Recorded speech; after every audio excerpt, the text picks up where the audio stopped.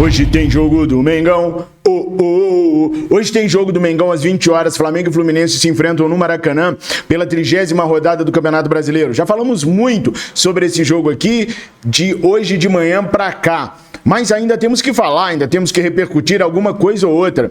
Afinal de contas, eu vejo o que vocês colocam nos comentários e eu preciso falar com vocês sobre algumas situações. Por exemplo, eu vi muitas pessoas falando o seguinte: pô, o Felipe Luiz vai insistir no Alan? Temos que conversar sobre isso. Insistir no Alan. Também temos que esclarecer situações sobre a venda do goleiro Hugo. Corinthians querendo aí 1,5 milhão de descontos para poder comprar o goleiro rubro-negro. Isso vai colar? A diretoria do Flamengo vai dar esse desconto para o Corinthians? Vou explicar tudinho para vocês. E uma surpresa entre os relacionados do Flamengo que eu quero apresentar em primeiríssima mão para você, torcedor e torcedora rubro-negro. Eu sou Fabrício Lopes, você está no canal Resenha Rubro-Negra. Curta, comenta, compartilha, torne-se membro VVP por uma mensalidade de apenas R$ 1,99 que não pesa no seu bolso. Você vai ajudar o nosso canal a continuar no ar e também vai nos proteger contra quaisquer tipo de ataque, porque vocês sabem, eu me coloco na linha de frente da verdade, doa a quem doer, do rubro-negro. Aqui nos nossos canais e também na nossa coluna do Jornal O Dia, você vai ficar sempre sabedor de tudo que está acontecendo de verdade, sem chapa, sem preferências com dirigentes, com jogadores ou com qualquer coisa que seja. A nossa preferência é pela verdade. Você se tornando membro VVP, você, além de nos ajudar financeiramente, protege o nosso canal contra qualquer tipo de ataque. Por isso eu estou contando com vocês. Clica no link que está na descrição desse vídeo, no comentário fixado, ou apenas clique no botão Seja Membro e ajude o nosso canal com apenas R$ 1,99. Em contrapartida, nós sortearemos manto sagrado oficial, manto sagrado autografado, manto retrô e vários brindes e prêmios para vocês. Estamos junto e misturado. Vamos então às notícias do Mengão, queridão. Eu fico lendo os comentários de vocês e percebo que muitas pessoas estão colocando o seguinte: pô, o Felipe Luiz vai insistir no Alan? Peraí, cara pálida, como assim insistir no Alan? Esse é apenas o terceiro jogo do Felipe Luiz. Ele não tá insistindo em ninguém. Nós temos aí cerca de 8 desfalques hoje, pessoal. São 8 desfalques que o Flamengo terá para esse jogo contra o Fluminense. Se não usar o Alan, vai usar quem? O Everton Araújo? Ok, podemos usar o Everton Araújo sim. Mas o Alan é um jogador de 40 milhões de reais. Ele custou 40 milhões de reais aos cofres rubro-negros. E se o Felipe Luiz está tentando recuperar o Gabriel Barbosa, que muitos já davam como irrecuperável, imagina se ele não vai tentar recuperar um investimento recente de 40 milhões de reais. É claro que vai. E segundo a gente vem ouvindo relatos de quem assiste aos treinos do Flamengo, o Alan vem treinando bem, compreendendo melhor a sua missão com o Felipe Luiz. E caso o Felipe Luiz consiga recuperar o Alan, méritos totais do Felipe Luiz. Então, sim, ele deve vir com o Alan na escalação, sim. A única dúvida nesse momento, nessa escalação aqui, é lá na lateral esquerda. Vem Ayrton Lucas ou vem Alexandro? O Alexandro tá vindo não de lesão, mas de um desgaste de sentir dores na coxa. Como ele é muito importante para o jogo contra o Corinthians, talvez o Felipe Luiz venha com Ayrton Lucas e use o Alexandro durante a partida, dando ele alguns minutos, dando ele ritmo de jogo, para ele poder entrar no domingo contra o Corinthians. Então a provável escalação do Flamengo é Rossi no gol, Wesley na lateral direita, Fabrício Bruno, Léo Pereira e Ayrton Lucas na lateral esquerda, Alan Léo Ortiz e Carlos Alcaraz, Michael, Bruno Henrique e Gabriel Barbosa, o Gabigol. O que me preocupa muito, nação, nessa escalação aí, são os jogadores pendurados. Nós temos aí pendurados o Bruno Henrique, o Léo Pereira, o Léo Ortiz, o Arrascaeta, o Gabigol e o Carlinhos. São 7 jogadores pendurados. Hoje nós temos 8 desfalques. O Flamengo tem a sua próxima partida pelo Campeonato Brasileiro contra o Juventude, sábado, sem ser esse o outro, em casa, no Maracanã. E se o Flamengo perder esses jogadores desfalcarão o Flamengo contra o Juventude.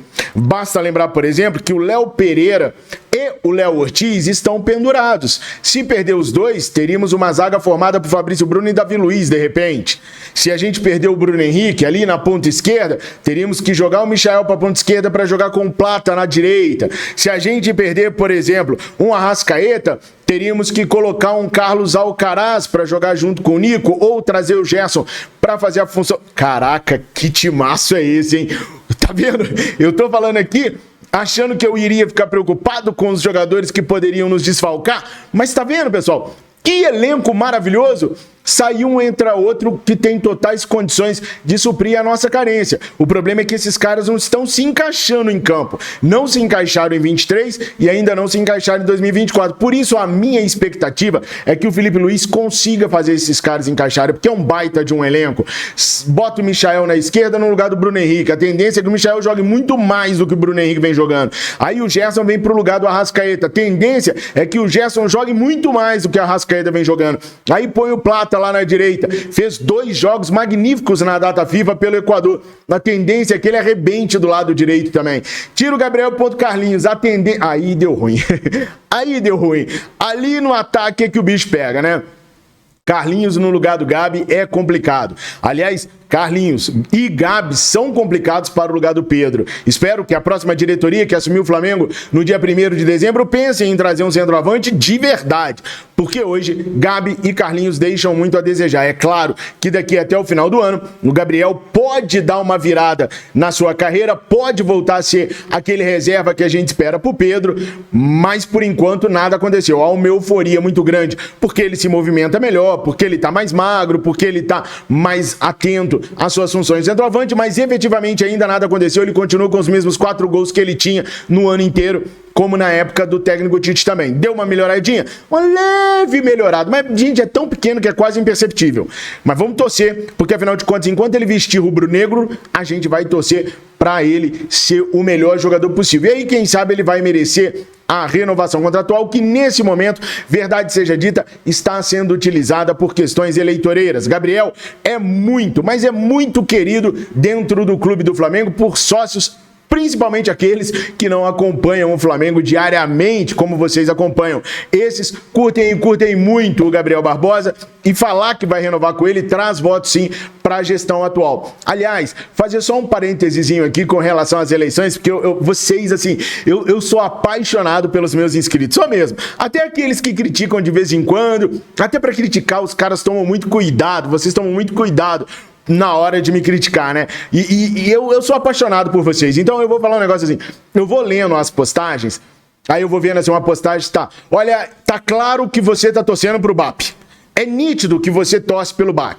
Aí eu desço uns 3, 4 comentários, pode parar de fazer propaganda pro Dunche, Fabrício. Tá na cara que você tá fazendo campanha pro Dunche. Para com isso. Ou seja, no mesmo vídeo, há uma divisão daqueles que acham que eu tô torcendo pro BAP e há uma divisão daqueles que acham que eu tô torcendo pro Dunche. Vem cá, gente, vamos falar olho no olho como sempre foi falado. Vocês estão aqui no meu canal há muito tempo, vocês me conhecem, vocês sabem como eu sou. Se eu tivesse predileção por um ou pro outro, eu falaria pra vocês. Não há motivo de eu esconder de vocês.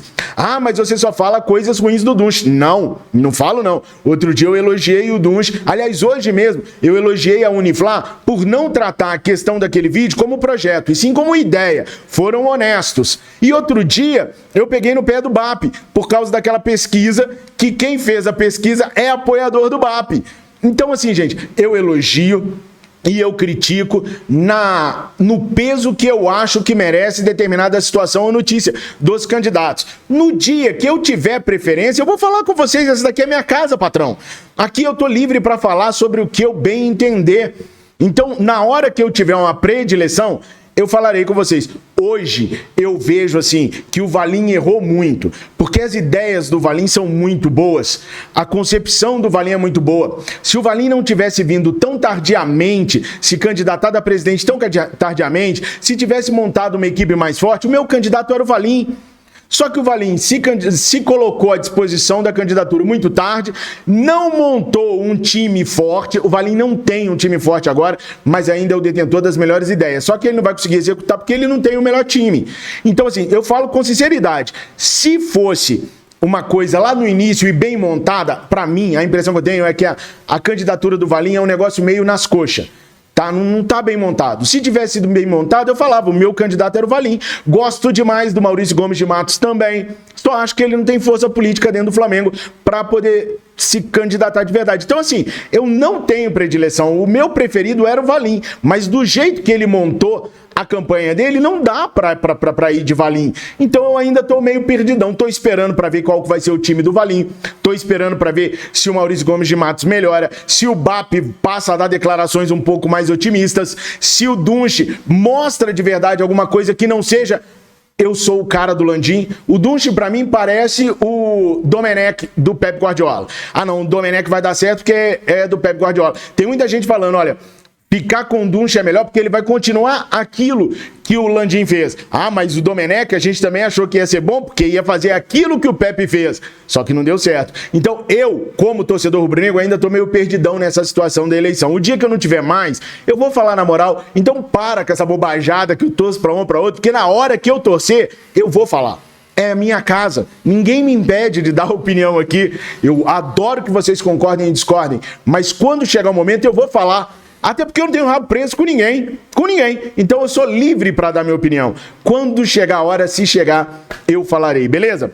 Bom, então essa daqui é a provável escalação. E o Felipe Luiz trouxe um cara maneirão para estar junto com a equipe do Flamengo, tá? Trata-se desse moleque aqui, ó. O nome dele é Guilherme Gomes. Ele tem só 18 aninhos, ele é destro, tem 1,81 m, é grandão. Pra vocês terem uma ideia, eu tenho 1,80 m. Ele tem 1,81 m com 18 aninhos, então ele é altão, né? Ainda mais para uma posição de meia. Ele é meia armador, ele joga na posição do Arrascaeta, tá? Bate bem demais na bola, é autor de gols de falta, de lançamentos precisos, como vocês podem ver no vídeo aqui.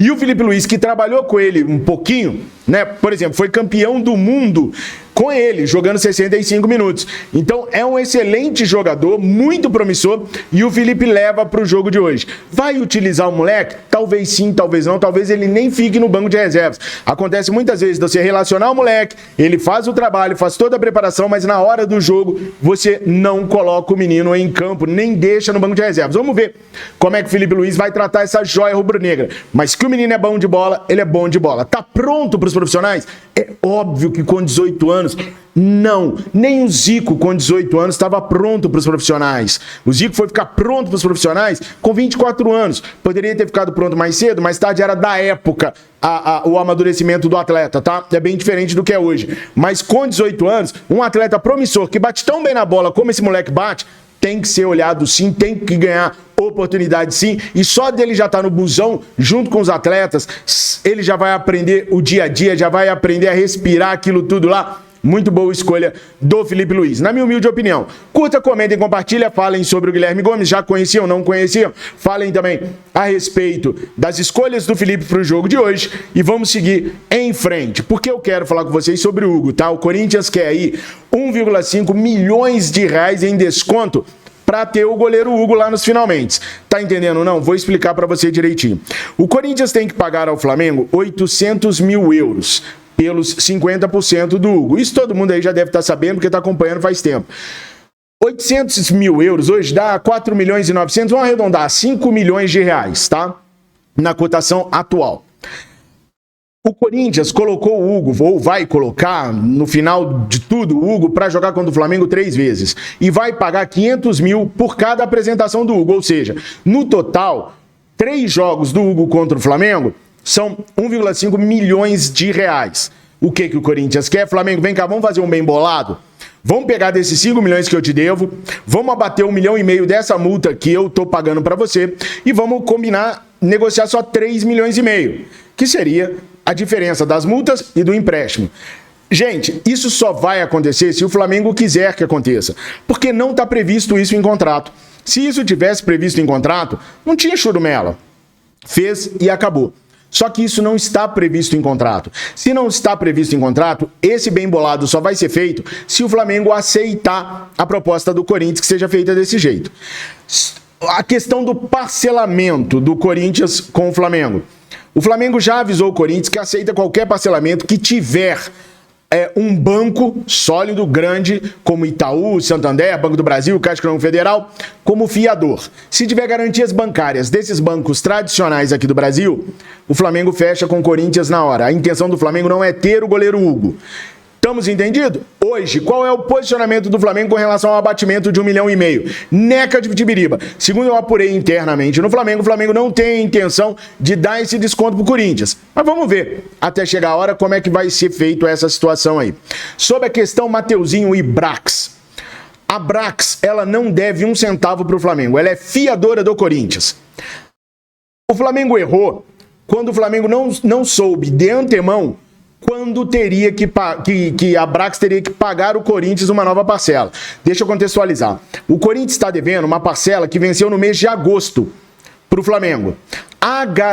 O avalista da negociação é a Brax. O que o avalista faz? O avalista garante que se o avalizador, se o Corinthians não pagasse na data, o Flamengo receberia da Brax. A Brax tem valores a passar pelo Corinthians. Só que a Brax só tem valores para passar para o Corinthians em janeiro do ano que vem. E a prestação do Mateuzinho venceu em agosto. Então o Flamengo errou por não ter perguntado anteriormente quando que o dinheiro poderia ser repassado ao Flamengo. Agosto, setembro, outubro, novembro, dezembro, janeiro. São 6 meses de atraso. Então, o Flamengo aceitou, o Flamengo errou por não saber quando a Brax pagaria ao Corinthians. Tudo bem, só que tem um detalhe. O Flamengo vai receber em janeiro com juros e correções monetárias, multas, tudo aquilo. São 6 meses de atraso, então são 6 meses que vão pesar em cima dessa última parcela do Mateuzinho que ficou em atraso. Então o Flamengo vai demorar para receber, mas vai receber uma bolada a mais em janeiro por conta dessa situação.